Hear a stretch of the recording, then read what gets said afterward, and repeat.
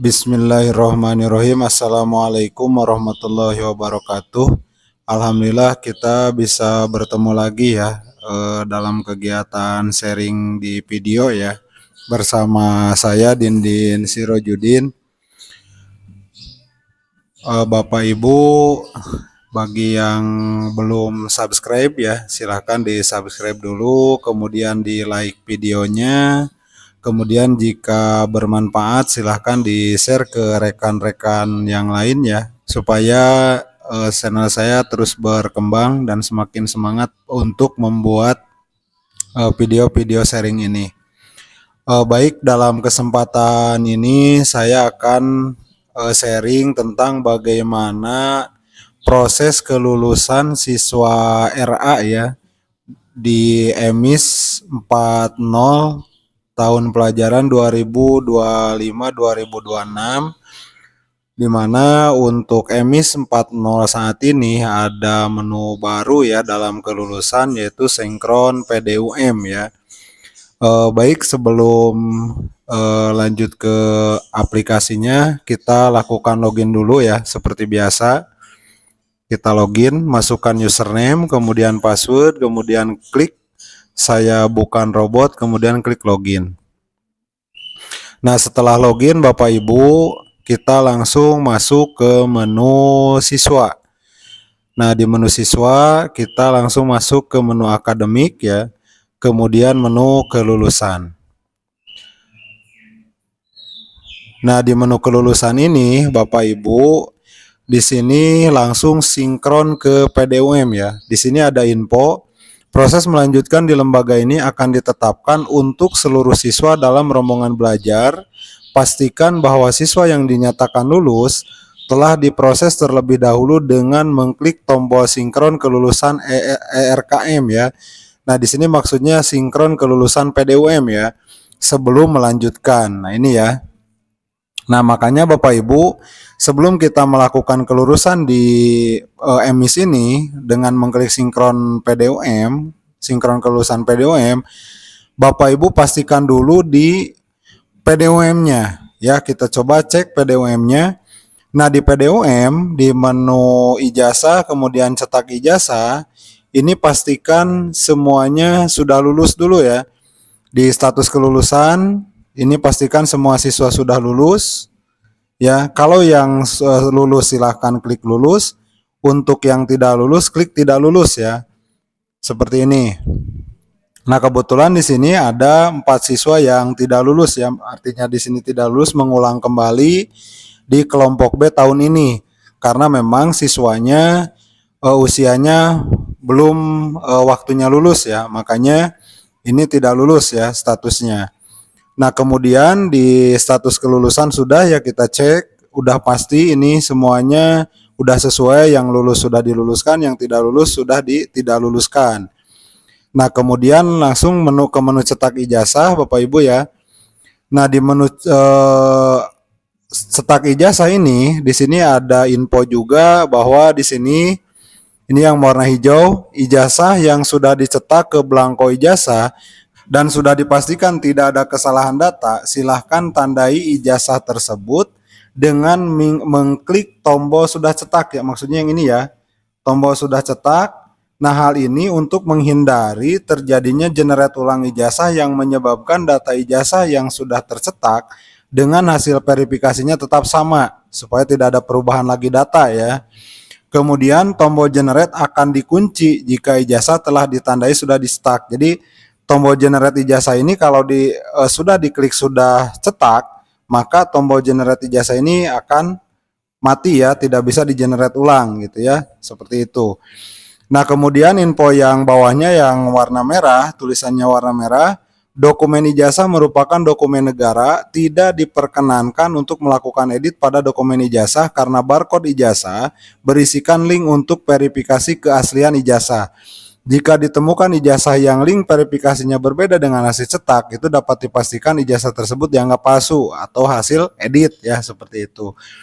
Nah, itu informasinya. Nah, maka Bapak Ibu silahkan di menu cetak ijazah ini, kalau memang ijazahnya sudah dicetak ke belangko, itu langsung tandai sudah cetak ya. klik sudah cetak, kemudian perhatian apakah Anda yakin akan mengubah status ijazah siswa ini menjadi sudah dicetak. Pastikan ijazah siswa ini sudah dicetak ke belangko ijazah. Jika sudah ditandai telah cetak, Anda tidak dapat melakukan generate ulang ijazah siswa ini. Nah, Bapak Ibu, bagaimana dengan siswa yang ijazahnya ada perbaikan? Ya, misalnya masih menunggu belangko ijazah dari kabupaten atau kotanya masing-masing. Nah, otomatis di aplikasi PDUM jangan dulu diklik sudah cetak, kemudian di emisnya pun tunggu dulu, jangan dulu diluluskan.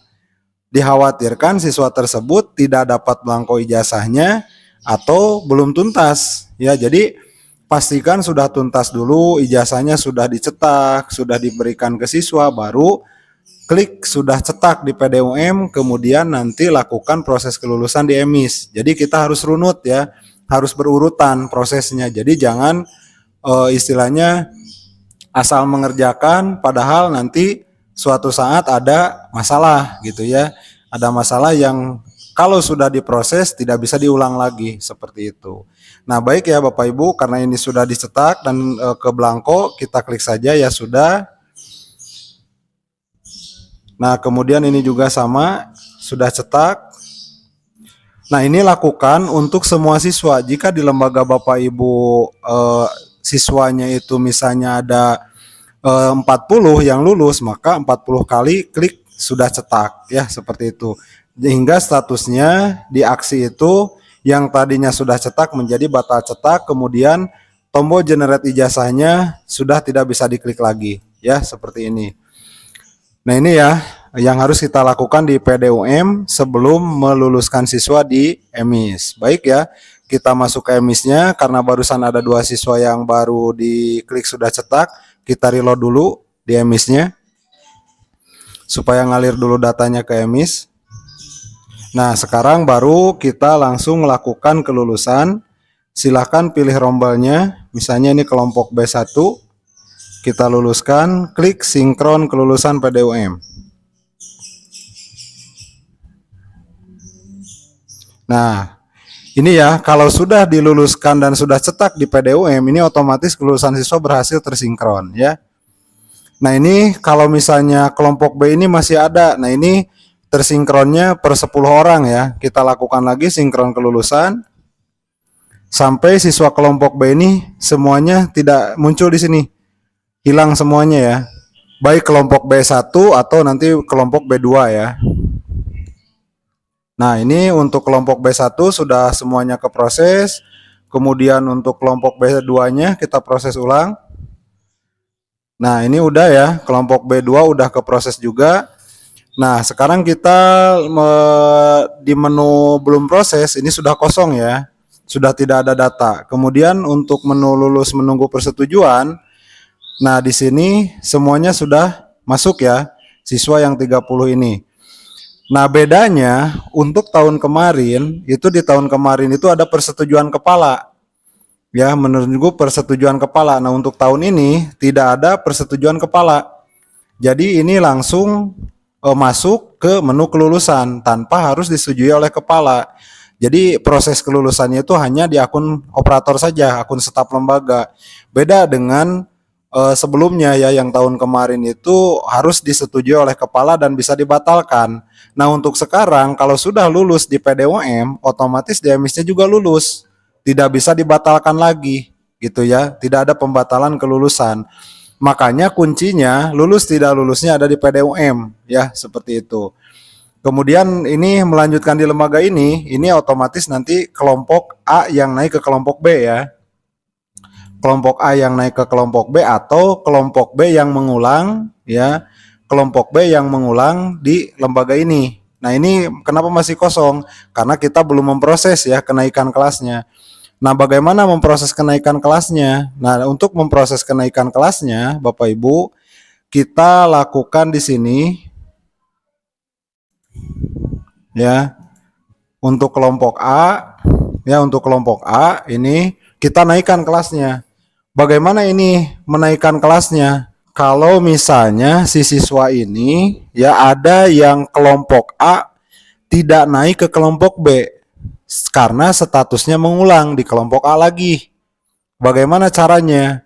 Nah, untuk sekarang ya ini hampir sama dengan tahun sebelumnya. Tinggal kita merubah di kolom tingkat selanjutnya ini kembalikan lagi ke kelompok A.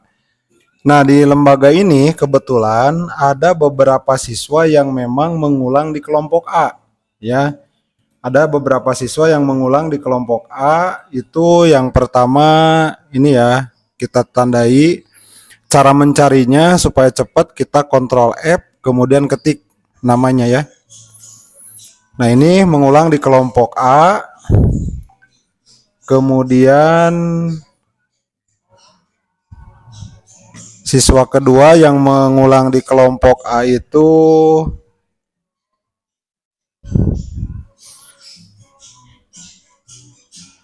ini ya, mengulang di kelompok A juga. Kemudian yang mengulang di kelompok A itu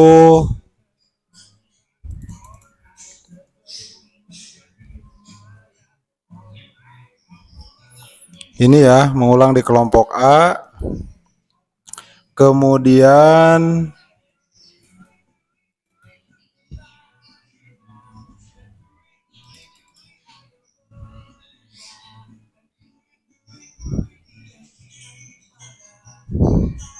ini ya, siswa ini mengulang juga di kelompok A. Kemudian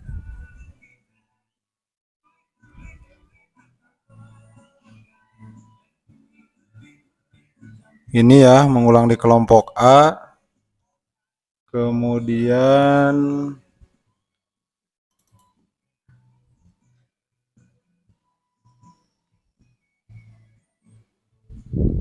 ini juga sama ya, mengulang di kelompok A.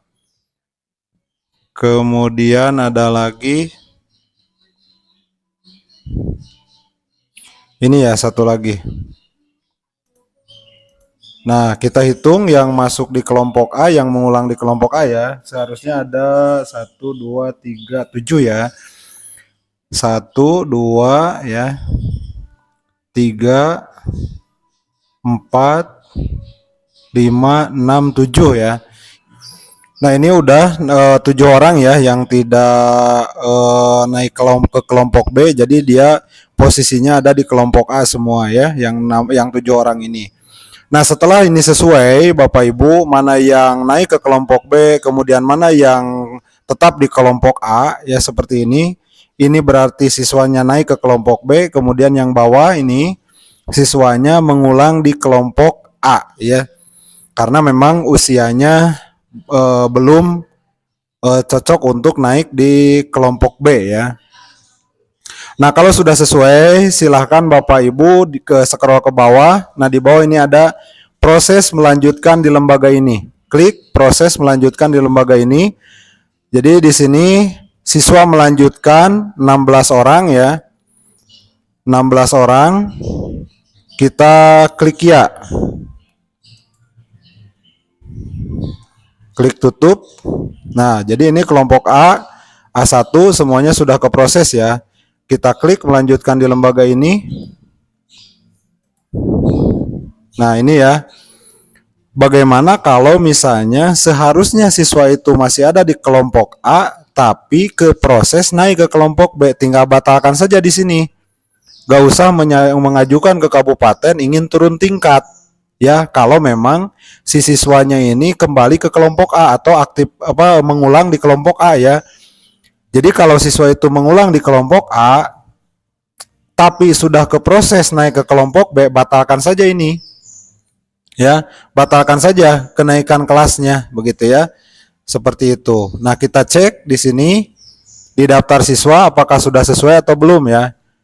Nah, di daftar siswa ini kelompok A-nya, nah udah sesuai kan tadi 7 orang yang memang tidak naik kelas ya, yang tidak naik kelas atau mengulang di kelompok A.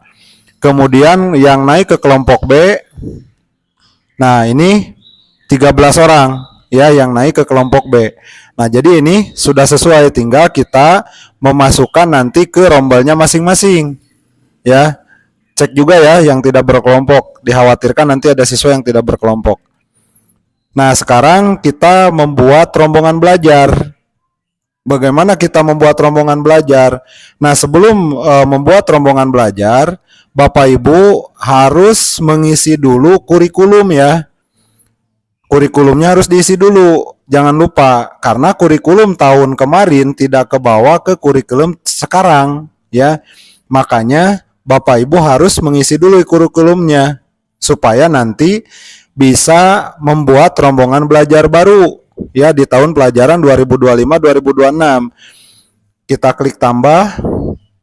Nah, kurikulumnya untuk kelompok A, karena lembaga ini tahun kemarin sudah kurikulum merdeka, maka kelompok A-nya kurikulum merdeka atau merdeka belajar, kemudian kelompok B-nya juga sama, merdeka belajar.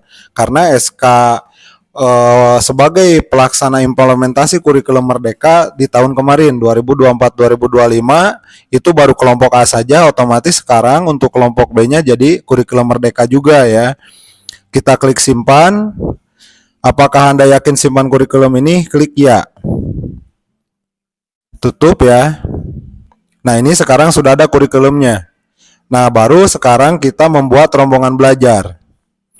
Nah, rombongan belajar di sini udah berubah menjadi ganjil 2025-2026. Kita tinggal membuatkan rombongan belajarnya.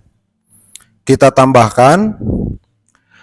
Nah, bagaimana Bapak Ibu di sini ya, banyak yang kejadian ditambah rombongan belajar itu tidak muncul 2025-2026 ganjilnya, yang muncul hanya 2024-2025 genap. Apa itu penyebabnya?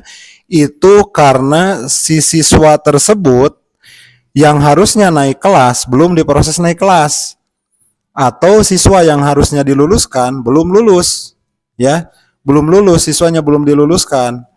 Nah, jadi kalau misalnya menemukan kasus seperti ini tidak muncul tahun pelajaran 2025-2026 ganjil, cek ulang kenaikan kelasnya ya. Ada siswa yang belum kenaikan kelasnya ya, belum naik kelas dari kelompok A ke kelompok B atau yang mengulang ya.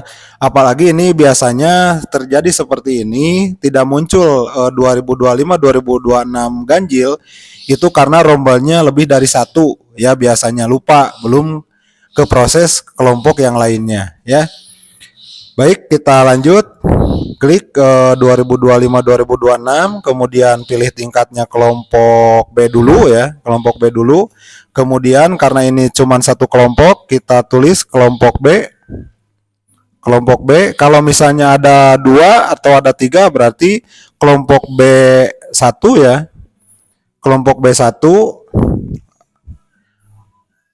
boleh pakai titik ya. Kelompok B1 misalnya kalau memang kelompok B itu ada 2 kelompok ya. Ada 2 kelas ya, ada 2 rombel.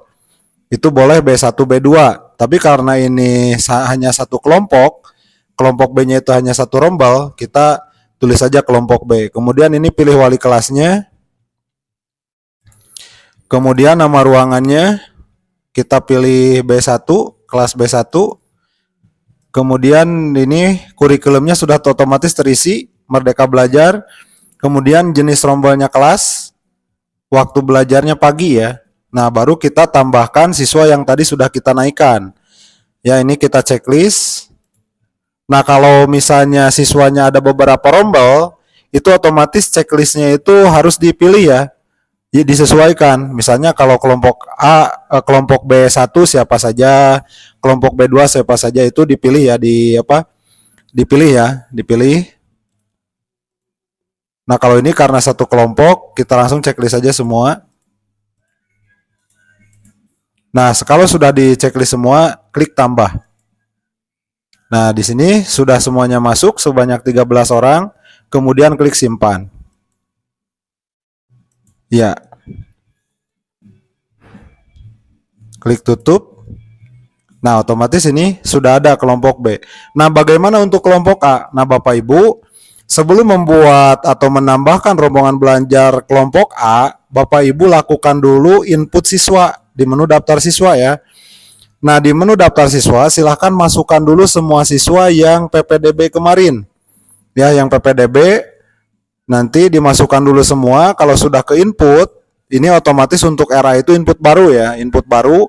Inputkan dulu semua. ya, ketika input baru di sini Bapak Ibu, kalau memang siswanya belum punya NISN, ya kalau siswanya belum punya NISN, silahkan kliknya nama dan tempat tanggal lahir ya. Isikan nama lengkap, tempat lahir, tanggal lahir, kemudian nanti dilengkapi datanya ya. Termasuk Bapak Ibu jangan lupa nanti ketika melengkapi data itu langsung upload kartu keluarganya ya, supaya nanti langsung lengkap. Kita tidak harus bekerja kembali karena datanya sudah lengkap semua ya. Tinggal nanti di detail siswa di menu ubah data ya, di ubah data itu kita tinggal melengkapi yang sedikit ya. Salah satunya RT RW, kemudian titik koordinat ya, titik koordinat rumah siswanya gitu ya, disesuaikan. Jadi memang Bapak Ibu kadang-kadang kita agak gimana ya, agak-agak males ya untuk melengkapi keseluruhannya. Nah, ini seharusnya di menu ubah siswa ya. Contoh di sini di menu ubah siswa itu banyak data-data yang kadang-kadang kita lupa tidak diisi. Salah satu contoh di sini NIS lokal ya. NIS lokal itu harusnya diisi. Kemudian ke bawahnya di sini nomor telepon ya. Nomor telepon kadang kita tidak mengisinya. Email siswa. Kalau untuk jenjang era sih belum punya email ya. Hobi ya, hobi siswanya. Hobi siswanya. Kemudian di sini rata-rata masih kosong ya di prasekolah prasekolah. Memang dia kalau misalnya pernah PAUD ya klik PAUD-nya, kalau tidak ya berarti ini kosong ya. Kemudian imunisasi. Nah, imunisasi ini seharusnya diisi Bapak Ibu, tanyakan ke orang tuanya bahwa apakah si siswa ini imunisasinya lengkap enggak gitu kan, atau hanya sebagian. Karena sekarang itu yang namanya imunisasi itu wajib diisi ya. Imunisasi itu karena memang oleh pemerintah untuk kesehatan itu diwajibkan untuk melakukan imunisasi untuk semua anak gitu kan. Kemudian kalau memang punya kartu KIP silahkan isikan KIP-nya. Kemudian jangan lupa upload kartu keluarganya ya, seperti itu. Itu di data siswa, kemudian nanti di data orang tua, data alamat ya. Kemudian prestasinya, pernah dapat prestasi apa gitu kan. Itu semuanya harus diisi ya Bapak Ibu. Nah, kemudian di sini di data orang tua ada yang sering lupa ya. Yang sering lupa tidak diklik. Di sini ada yang namanya request data PKH. Itu ya. Walaupun jenjang RA itu harus di request data PKH-nya. Karena nanti kalau misalkan si siswa ini melanjutkan ke jenjang MI ya, nanti di MI-nya bakal muncul lagi. Jadi tidak harus di request data PKH lagi gitu kan. Seperti itu. Nah, ini ya Bapak Ibu untuk proses pelengkapan data siswanya. Jadi di sharing kali ini saya diberi lengkap ya, apa saja yang harus disampaikan dengan lengkap, apa saja yang harus kita kerjakan. Nah, mungkin untuk sharing hari ini di tutorial video ini saya cukupkan sampai di sini. Mudah-mudahan bermanfaat dan mudah dipahami. Mohon maaf kalau misalnya ada kata-kata yang kurang tepat, dan kalau misalnya ada pertanyaan-pertanyaan silahkan bisa nanti dikomentari ya di video ini. Nanti insya Allah saya kalau misalnya bisa dibalas dengan chat, kita balas dengan chat ya, dengan balasan chat itu. Kalau misalnya tidak bisa dibalas dengan chat, saya akan balas dengan video kembali ya untuk solusi-solusinya. Terima kasih atas waktunya ya. Barakallah. Wassalamualaikum warahmatullahi wabarakatuh.